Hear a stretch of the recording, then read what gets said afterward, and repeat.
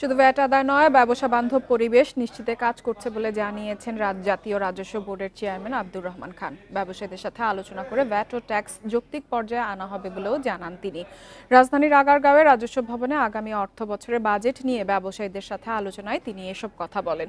এ সময় 10 থেকে 15 আসনে মাইক্রোবাসের সম্পূরক শুল্ক সম্পূর্ণ প্রত্যাহারের দাবি জানান রিকন্ডিশন গাড়ি আমদানিকারকদের সংগঠন বারবিডা। এই ঈদে জামা জুতো অ্যাক্সেসরিজের ডিসকাউন্ট।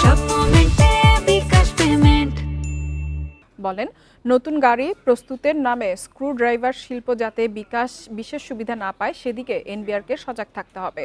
এ সময় সকল পর্যায়ে ভ্যাট 2% করার দাবি জানান আবাসন ব্যবসায়ীদের সংগঠন রিহাব। ভ্যাট হার যৌক্তিক পর্যায়ে আনার দাবিও জানান সিরামিক, চামড়া সহ অন্যান্য খাতের ব্যবসায়ীরা।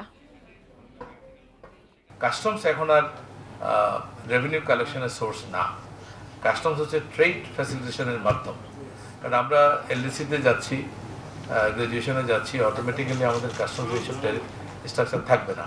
আমাদের ট্যাক্স আদায় করতে হবে, আয়কর এবং